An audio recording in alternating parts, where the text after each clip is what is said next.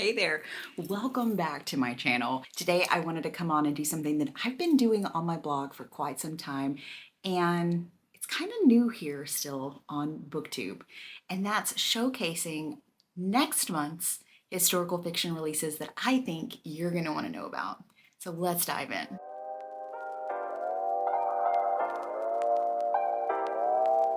If you are new here, my name is Carly. I read and review historical fictions, primarily newer historical fictions, a lot of upmarket, plus some that kind of cross between literary fiction. If that sounds like your kind of books, definitely subscribe and stick around. Up first is a book called Glitter in the Dark. This comes out on April 1st from Peninsula Publishing, which I don't know much about, but this book sounded really good. It's by an author named Alessia Lyanuza. I hope I said that correctly. It's all about a young advice columnist who happens to witness a murder while at a Harlem speakeasy. And of course, this haunts her. And she sets out to find out what happened, the story behind the story. In her effort to track down the truth, she joins forces with two kind of unexpected characters, a meddlesome detective and a beautiful dancer from the Ziegfeld Follies. It's described as a high-stakes mystery, it's very glamorous and shadowy, and it sounds like exactly the type of thing that I like to dive into every once in a while. Up next is The Sirens. This is also out on April 1st from St. Martin's Press. It's the latest from Amelia Hart, the beloved author of Wayward, which wasn't my favorite book. I'm not convinced that this is going to be my favorite, but I'm definitely going to give it a shot. Like Wayward, it's told in 3 storylines, and 2 of the storylines have sister stories within the storylines, so that's really interesting. I'm very into sister stories. All 3 of these storylines contain women who have a special relationship with the sea. In the modern day storyline, a sister wakes up with her hands around the throat of her husband. She runs off to her sister's home to try and kind of regroup what just happened, and her sister isn't there, and there's a mystery surrounding the whereabouts of her sister. In another storyline, the most historic, 2 sisters leave Ireland on a convict ship headed for Australia, and along the way they start to experience some changes in their bodies and in themselves. So it's billed as a story of sisterhood, unbreakable bonds, mystery, and of course a little magic, maybe a little witchcraft. Also publishing on April 1st is The Story Knows Your Name by Kelly Mustaine. This is out from Sourcebooks Landmark, and it is for all the lovers of Southern historical fiction. It's a story steeped in family secrets. So this is another sister story. It is about a woman who 30 years ago she and her sister discovered a piece of paper inside one of their mother's books that ended up being a birth certificate listing someone else's name in the mother section of her sister's birth certificate. We also meet a young mother in 1930s, and the 2 stories kind of converge in Great Depression era Mississippi. It's full of family secrets and it sounds so good. This next one may or may not be a historical fiction, but there is a historical element that sounds right up my alley. And I'm talking about The Library of Lost Dollhouses by Elise Hooper. This is also out on April 1st from William Morrow. It's all about a young librarian or archivist who works at a private library that she learns is maybe bankrupt. As she's discovering this, she also stumbles across 2 pristine, never before seen dollhouses that were built decades ago. She then embarks on a journey to discover more about these dollhouses, and it takes her to Belle Epoque Paris, it takes her to World War I Europe, it takes her to 1950s Los Angeles in the Walt Disney Studios. This next book, if I would have read the synopsis and not known the author, I would have been like, I'm not sure. But because I know and love this author so much, I'm curious about it. The book is called The Stars and Their Light, and it's by Olivia Hawker, who I adore. This one publishes on April 1st from Lake Union, which is her kind of typical publisher. And so you know it's probably going to be out on Kindle Unlimited very soon, if not immediately after publication. This is the story of a young nun who, in the 1950s, is sent to Roswell, New Mexico, where an unexplained crash happened. The crash of this mysterious craft has kind of shaken the faith of the community, and she's dispatched to this community to try and quell the crisis. Once she's there, she befriends a few of the local townspeople who were impacted by the crash. Either they witnessed it or they were physically impacted. And during the course of getting to know them, she develops a relationship with them, and it kind of shakes her own faith. She has this crisis of her own and has to decide whether to uphold her vows or to embrace the unknown. This next book, I cannot wait to read this. The California Dreamers by Amy Mason Doan. This is out on April 8th by HTP Books. I loved her debut. Loved it. And I think that this is going to be just as good. So 1980s California, there is this family who essentially live in their van and travel up the coastline, surfing, swimming, just living this kind of hippie-like existence. One day, a photographer snaps a photo of them, and it kind of goes viral before viral photos were a thing, and it threatens their way of life. Flash forward many years, the kids who are all kind of estranged now have to come back together to honor their father who recently passed. A journalist shows up and starts scratching around, wanting to know more about them, knowing exactly who they are. They're the family from the photo. And it forces them to kind of reckon with their past and acknowledge some things that are uncomfortable. Those long held heartaches, that's what's going to get us through this book. And I just know Amy Mason Dawn is going to do a great job of pulling that emotion out of you as a reader. Happy Land by Dolan Perkins Valdez publishes on April 8th from Berkeley, and it was one of my favorite reads of February and maybe in the running for my favorite book of the year. I know it's still early, but it's that good. This is a multi-generational family saga about a group of Black women who descend from a queen.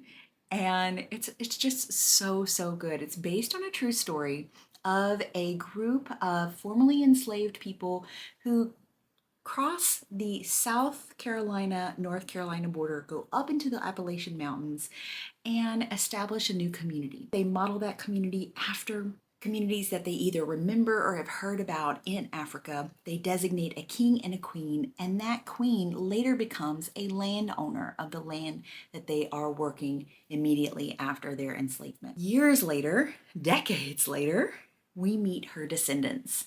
And her descendants are a woman who essentially is called back to her grandmother's home, and even though they're estranged, she feels compelled to help her grandmother try to save their family home. And in doing so, she discovers a lot about her family history, including the legacy left by the queen. It is just so good. And if you've ever read any Dolan Perkins Valdez, you know that it is going to be top notch. Don't get me wrong, it is not Take My Hand. It's not the same type of social justice story, but there is a social justice element and a racism element that just it's so good. You've got to read this book. The Mademoiselle Alliance by Natasha Lester, one of my favorite authors, publishes on April 8th by Ballantine Books. And it is the story of a beautiful woman who we meet in the early 20s in Morocco. She's married, she has a kid, but she still has this kind of wild hair.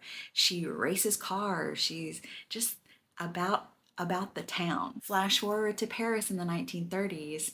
She and her husband are living there. They're kind of in just a terrible place in their marriage, and she takes a chance and becomes ahead of the largest resistance network in Paris, working alongside the Allies. I love Natasha Lester's work, so I have no doubt that I'm going to enjoy this. And if you need any recommendations on Natasha Lester and where to start, let me know. This next one is probably not my usual read, but I'm really looking forward to it.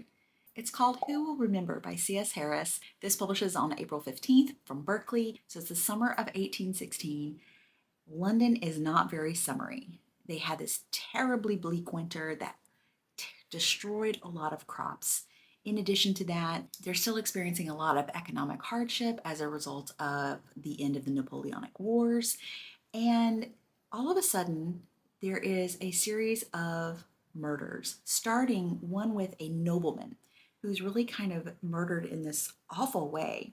And this Viscount decides he's going to help figure out what's going on. He sets out to solve the mystery, but encounters other murders along the way. Lots of mystery, lots of intrigue, and it sounds really good. Next up is the new one from a fan favorite whose work I've never read. I'm talking about Alka Joshi's 6 Days in Bombay. This is out on April 15th from HTP Books, and it's her first standalone in a long time.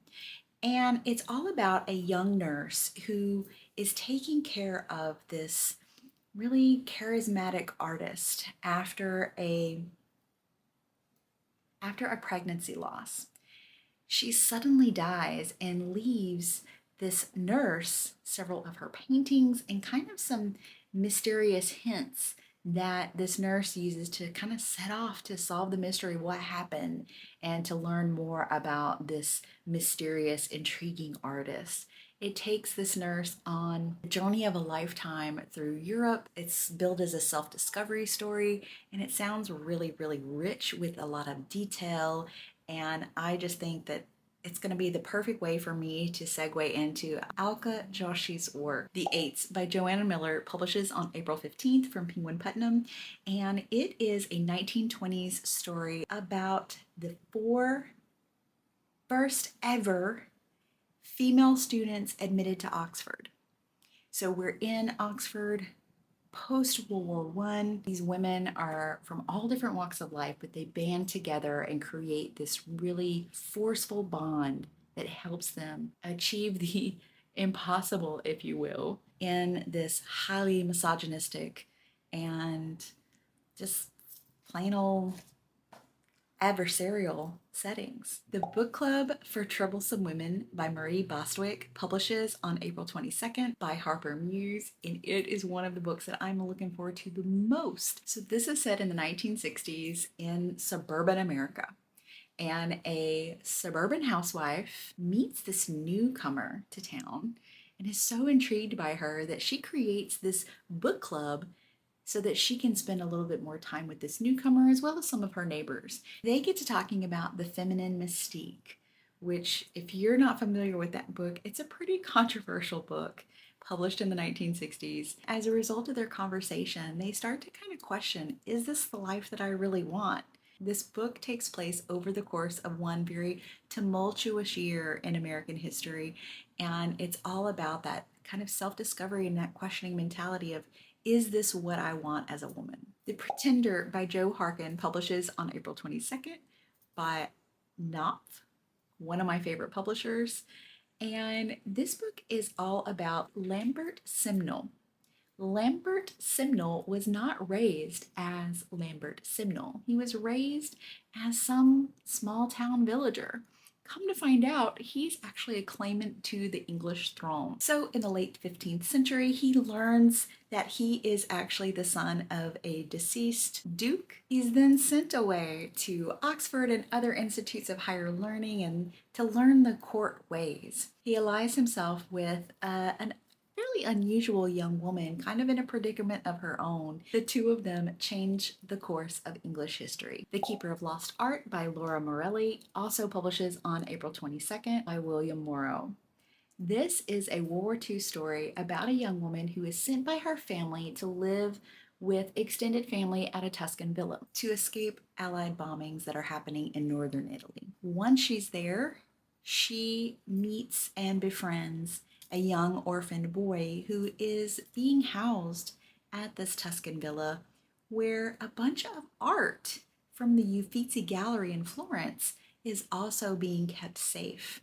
And the two of them kind of strike up this unusual friendship. He is a young artist himself. When Nazi soldiers requisition the villa, everything is threatened, including the priceless art. Tough Luck by Sandra Dallas is due out on April 29th from St. Martin's Press. I'm very much looking forward to this because I'm in my Western phase. This is billed as a homage to True Grit, a book that I have not read and a movie that I loved. It's all about a young girl and her little brother who are now orphaned. They're living in an orphanage after their mother dies. Their father left several years ago to go work the gold mines in Colorado. They're tired of waiting around on him, so they set off on their own to go find him. Along the way, they meet a lot of colorful characters and kind of create this community around themselves. Well, once they arrive in Colorado, she learns the truth about her father, and with the help of all of her friends that she met along the way, they create and execute this get even plot. Sounds really good. Lastly, The Amalfi Curse is the latest from Sarah Penner, and this publishes on April 29th by HTTP Books. It's all about a contemporary young nautical archaeologist who sets out to go to the Amalfi Coast to search for treasure that her father, also a nautical archaeologist, discovered in his very last dive. Once she's there, all these mysterious things start happening, and it's almost as if the town is cursed. Come to find out, there's a centuries old tale about a woman who was trying to save her love and her town by harnessing the power of the ocean. Our modern day heroine has to unravel the truth about this curse in order to save Positano. I'm really curious, do any of these sound like your type of reads? If so, let me know in the comments which one you will be reading, or if you've read any of them, let me know your thoughts. I'm eager to talk books with you, so let's connect.